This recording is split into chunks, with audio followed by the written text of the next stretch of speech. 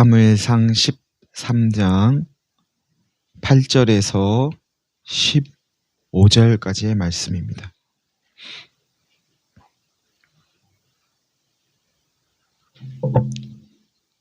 제가 봉독하겠습니다. 사울은 사무엘이 정한 기한대로 이레 동안을 기다렸으나 사무엘이 길갈로 오지 아니하매 백성이 사울에게서 흩어지는지라.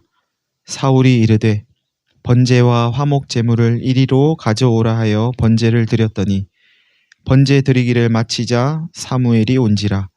사울이 나가 맞으며 문안하매 사무엘이 이르되 왕이 행하신 것이 무엇이냐 하니 사울이 이르되 백성은 내게서 흩어지고 당신은 정한 날 안에 오지 아니하고 블레셋 사람은 믹마스에 모였음을 내가 보았으므로 이에 내가 이르기를 블레셋 사람들이 나를 치러 길갈로 내려오겠거늘 내가 여호와께 은혜를 간구하지 못하였다 하고 부득이하여 번제를 드렸나이다 하니라. 사무엘이 사울에게 이르되 왕이 망령되이 행하였도다. 왕이 왕의 하나님 여호와께서 왕에게 내리신 명령을 지키지 아니하였도다. 그리하였더라면 여호와께서 이스라엘 위에 왕의 나라를 영원히 세우셨을 것이거늘 지금은 왕의 나라가 길지 못할 것이라. 여호와께서 왕에게 명령하신 바를 왕이 지키지 아니하였으므로 여호와께서 그의 마음에 맞는 사람을 구하여 여호와께서 그를 그의 백성의 지도자로 삼으셨느니라 하고 사무엘이 일어나 길갈에서 떠나 베냐민 기브아로 올라가니라. 아멘. 여기까지만 보도록 하겠습니다.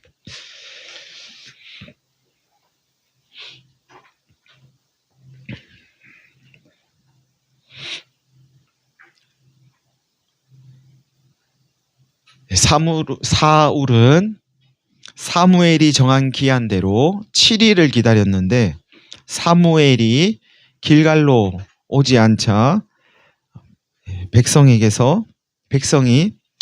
사울에게서 흩어졌다 하면서 오늘 본문이 시작합니다.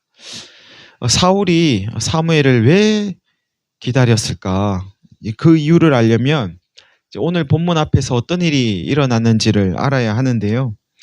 사울이 40세에 왕이 되어 이스라엘을 다스린 지 2년 되던 해에 3,000명을 택해서 2,000명은 사울 자신 곁에 두고 1,000명은 자기 아들 요나단을 따르게 했습니다. 그러던 중 요나단은 사울의 명을 받아 기브온에 있는 블레셋 초소를 공격합니다.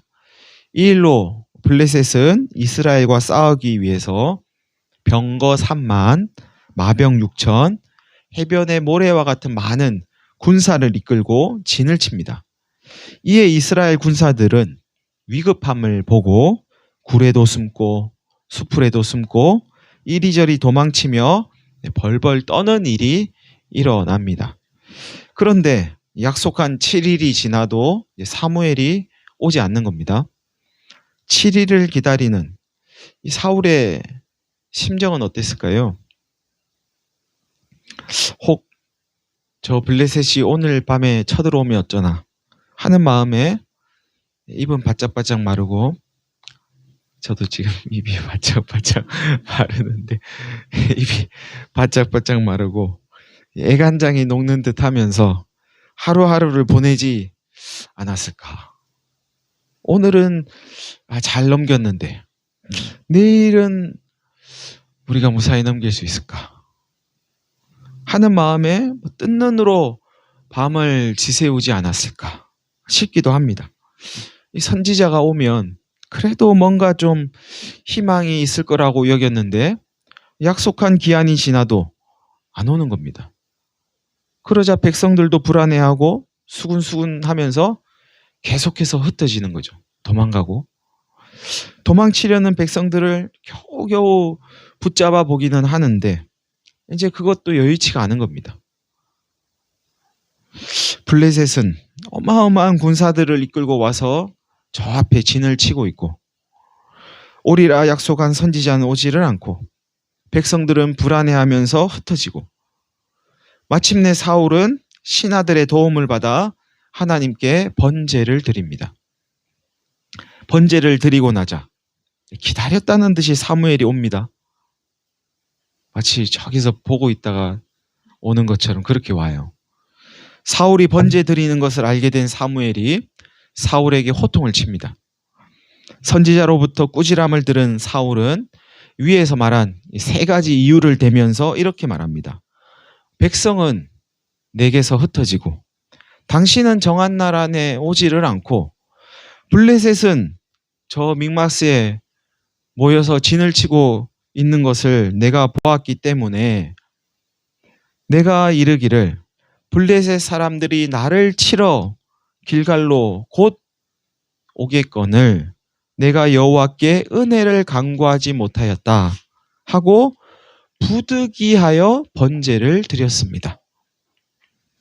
여러분, 이 구약 시대에 하나님께 제사를 드리는 일은 제사장만이 할 수 있었습니다. 제사장이 제사하려는 사람을 대신해 제물을 태우고 피를 뿌렸습니다.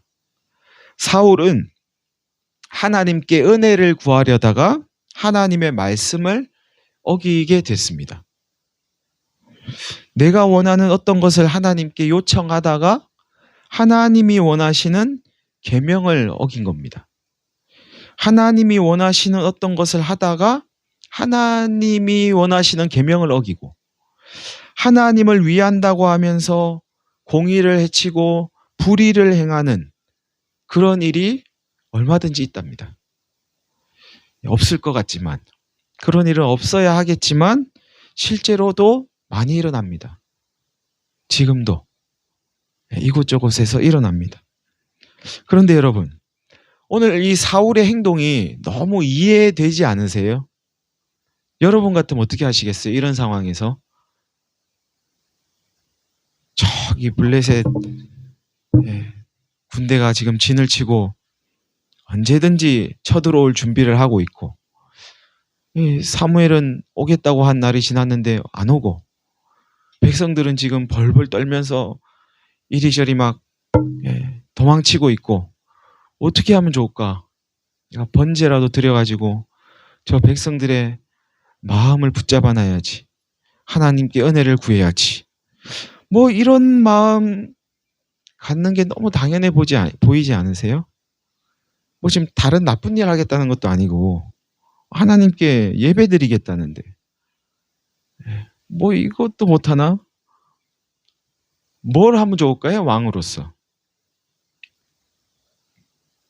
사울의 오늘의 행동이 부득이한 것으로 보이지 않으세요? 부득이하다. 뭐 그럴만하네. 상황이 이런데 뭐 어쩔 수 없는 거 아니야? 잘했네. 왕이 그 정도의 융통성은 있어야지.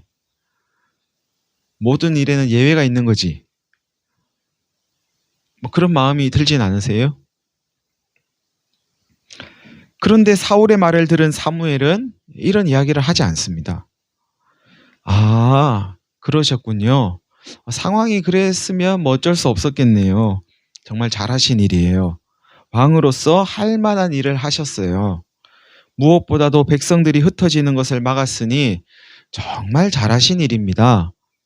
이런 말을 하지 않습니다. 사무엘은 전혀 예상하지 못한 다른 말을 합니다. 왕이 망령되게 행했습니다. 왕의 하나님 여호와께서 왕에게 내리신 명령을 지키지 않았습니다. 왕이 하나님의 명령을 지켰더라면 하나님께서 이스라엘 위에 왕의 나라를 영원히 세우셨을 것입니다. 그러나 지금은 왕의 나라가 길지 않을 겁니다. 하나님께서 왕에게 명령하신 바를 왕이 지키지 않았으므로 하나님께서 그의 마음에 맞는 사람을 구해서 이스라엘 백성의 지도자로 삼으실 겁니다. 놀랍지 않으세요? 사울이 얼마나 놀랐을까요? 이 말을 듣고. 아니, 내가 그렇게 잘못했나? 사울이 그렇게 잘못한 건가? 선지자 대신해가지고 뭐 하나님께 예배 한번 드렸다고. 그게 하나님이 세우신 왕을 그 자리에서 끌어내려야 할 만큼 그리 잘못한 일이란 말이야? 하는 생각이 혹 드시지 않습니까? 야, 이러면은 살 사람이 있겠나? 쉽지 않으세요? 여러분, 오늘 말씀을 받아들이려면 이 부득이하다는 말을 한번 생각해 볼 필요가 있습니다. 부득이하다는 건 그럴 수밖에 없었다는 거잖아요. 그럴 수밖에 없었어. 어쩔 수 없었어. 그런 상황에서 그렇게 하는 거는 뭐 당연하지. 이런 의미가 부득이하다는 거죠. 부득이하다. 다시 말하면 부득이하다는 건 내가 생각할 때는 이게 안 되는 거야 하는 그런 상황에서 쓰는 말입니다. 내가 생각할 때는 도저히 불가능하다고 여길 때, 그럴 때 사용하는 말이 부득이하다는 겁니다. 결국 사울은 여기서 백성이 더 흩어지게 되면 뭐 싸워서 이기는 것은 고사하고 싸워보지도 못하고 우리는 다 죽게 될 거야. 지금은 아무것도 안 하고 가만히 있는 것보다는 그래도 하나님께 번제라도 드려서 민심이 동요되는 것을 막아야 해. 뭐 그래야지 뭐 사람을 이렇게 백성들 모아가지고 한 번이라도 싸워보기라도 하지 않겠어? 하는 자기의 생각에서 번제를 드린 거라는 이야기입니다. 하나님, 제 생각에는 그래도 이런 상황에서는 이렇게 하는 게 나을 것 같은데요. 제 생각에는 이런 상황에서는 그렇게 하면 안 될 것 같아요. 하나님은 그렇게 하라고 하시는데 제 생각에서는 아니에요. 지금은 그런 거 아니에요. 하면서 하나님 생각보다 자기 생각을 앞세우는 그런 마음에서 비롯된 것이 오늘 사울의 번제 드리기였다는 이야기입니다. 사울은 자기 생각이 하나님 생각보다 더 낫다고 여겼습니다. 아담의 아들 가인도 그랬습니다. 자기가 하나님께 제물을 드리면 하나님이 받으셔야 된다고 가인은 생각했습니다. 내가 제물을 드리면 하나님 당연히 받으셔야지. 그럴 줄 알았어요. 그런데 하나님이 안 받으시니까 가인은 화가 났습니다. 아니 왜 안 받으시지? 내가 제물을 드렸는데 왜 안 받으셔? 받는 것도 못 하셔? 아니 받아야 되는데 이해가 안 되는 거죠. 하나님 생각은 안중에도 없고 자기 생각만 하나님께 강요하는 겁니다. 가인이 하나님 자리에 앉은 겁니다. 부득이하다 이 말은 사울이 하나님 자리를 차지했기 때문에 나온 소리입니다. 하나님의 말씀보다 자기의 형편과 상황을 앞세웠기 때문에 나온 말입니다. 사울은 하나님을 하나님으로 인정하지 않은 겁니다. 만약 사울이 하나님을 하나님으로 인정했다면, 그래서 하나님께 모든 것을 맡겼다면 사울은 뭐 이러다가 백성들이 다 떠나도 하나님이 뭔가를 하시겠지. 뭔 생각이 있으시겠지. 하나님이 무슨 뜻이 있으시겠지. 못 싸워도 할 수 없고 블레셋이 쳐들어와도 할 수 없고 이러다가 내가 죽을 위기에 놓여도 할 수 없고 내 생명을 걷어가도 할 수 없는 거지 뭐. 하나님은 뭔가를 하실 거야. 하나님 생각이 있을 거야 하면서 하나님의 명령을 따르고 선지자를 기다렸을 겁니다. 여러분, 본문에 등장하는 사울 왕은 지극히 인간적인 사람의 표상입니다. 그는 왕의 자리에서, 왕의 그 위치에서 벗어나지 않으려고 애를 썼던 매우 겸허한 사람이었습니다. 이 일로 인해 사울이 하나님께 버림을 받을 때 사무엘이 매일같이 슬퍼하면서 눈물의 나날을 보낼 정도로 사울은 사무엘의 마음을 샀던 그런 사람이었습니다. 그런데 정작 사울은 하나님을 하나님으로 인정하지 않았습니다. 그가 윤리적이고 도덕적이고 인간적으로는 흠이 없었을지 모르지만 그는 하나님을 진실하게 믿는 사람이 아니었습니다. 다 저랬다 그런 사람이었죠. 여러분, 하나님은 전혀 죄를 짓지 않는 사람을 원하시는 게 아닙니다. 성경은 모든 사람이 이미 하나님 앞에 다 죄를 지었고 하나님 앞에 죄를 짓지 않은 사람은 한 사람도 없다고 말씀하고 있습니다.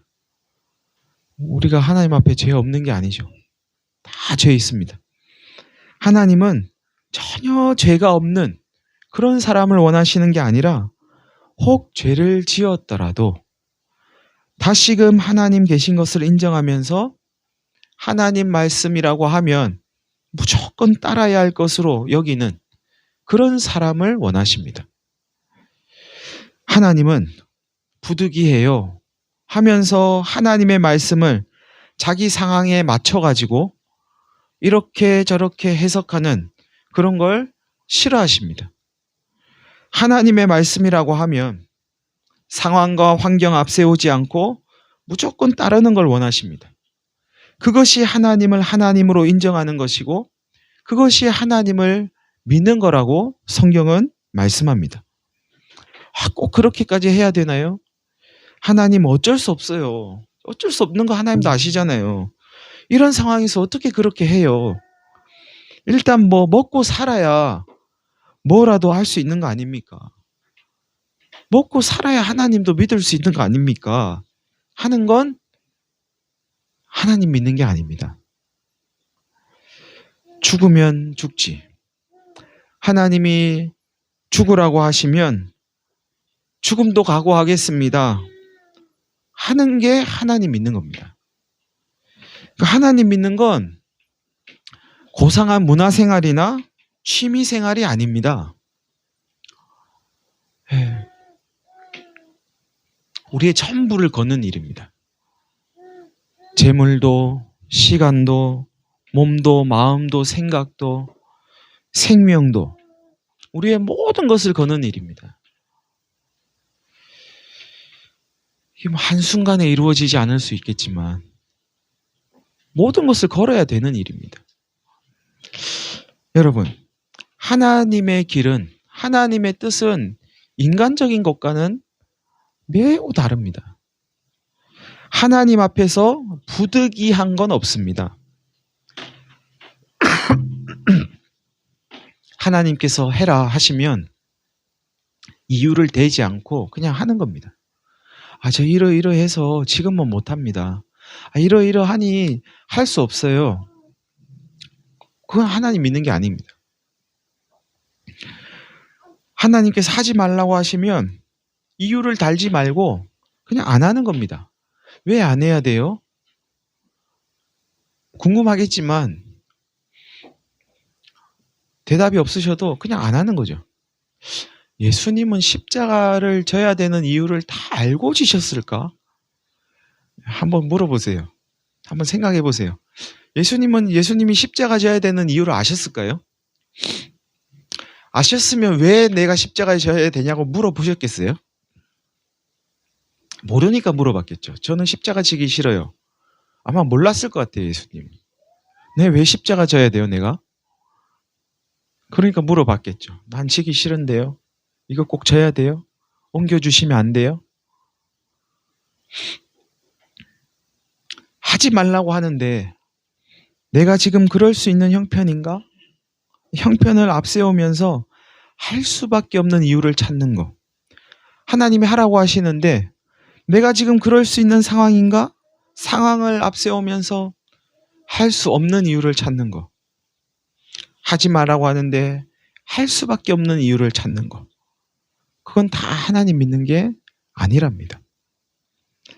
아브라함이 100세에 얻은 하나뿐인 아들을 바쳐라 하시는 하나님 말씀에 아들을 바칠 수 없는 이유를 찾지 않습니다. 하나님 저 이러이러하니 아들 못 바쳐요. 이래서 못 바치고 저래서 못 바치고 찾으려면 이유가 얼마나 많겠어요, 아브라함이. 그죠? 자식 한 명도 없어요. 100살까지 자식 한 명도 없고 75세 때 하나님이 아들 주겠다 해가지고 25년을 기다려가지고 아들 하나 얻었는데, 그런데 이유를 찾지 않아요. 하나님이 주신 아들 바치라고 하는 게 이게 말이 되나? 하나님이 이런 요구를 한다는 게 말이 되나? 그러지도 않아요. 그냥 바칩니다. 노아가 방주를 지어라 하는 하나님 말씀을 듣고 무지막지하게 그 말씀을 따릅니다. 전설에 의하면 노아가 방주를 지은 기간이 120년이라고 합니다.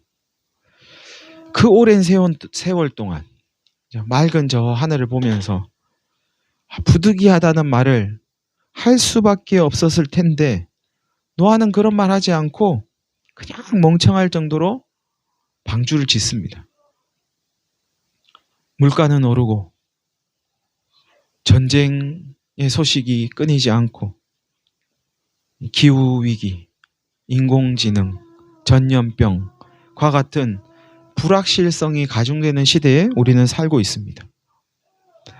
부득이하다고 하면 다 이해할 만한, 다 이해될 만한 시대에 살고 있습니다. 이렇습니다, 저렇습니다 하면 다른 사람들은 몰라도 저희끼리는 서로 다 이해할 수 있을 겁니다. 저 이래서 이렇고요, 저래서 저래요 이러면 아마도 이 안에서는 다 서로 저희가 이해할 거예요. 그렇군요. 그렇네요. 충분히 그럴 수 있을 겁니다. 그런데 하나님은 오늘 말씀을 통해서 우리에게 하나님의 길을 가는 사람에게는 부득이한 게 있어서는 안 된다고 말씀하십니다. 안 되는 건 안 되는 겁니다. 안 되는데 되는 건 없어요. 그냥 안 되는 거예요. 못하면 그냥 못한 거죠. 뭐 없어요. 그냥 못한 거고 안 된 거고 하면 한 거고. 이럴 수도 있고 저럴 수도 있잖아요. 그런 건 없습니다. 하나님 앞에서 그런 건 없습니다. 우리끼리는 가능할지 몰라도 하나님 앞에서는 그런 거 없습니다. 나보다 나를 더 잘 아시는 하나님, 나에게 가장 적합한 것을 가장 적절한 때에 주시는 하나님, 그 하나님은 선하신 분이야 하는 것을 믿고 무지막지하게 하나님 따르는 거죠. 하나님 믿으니까. 모든 사람이 다 이해해주고 충분히 받아들여줘도 하나님이 안 돼 하면 안 되는 겁니다. 할 수 있는 것과 할 수 없는 것을 이리저리 따져서 하나님 말씀을 가려 받아들이면 안 되는 거죠. 내가 몰라서 못 따르는 게 있을지는 몰라도 알면서 안 따르는 건 없어야 돼. 하나님 말씀만 하십시오.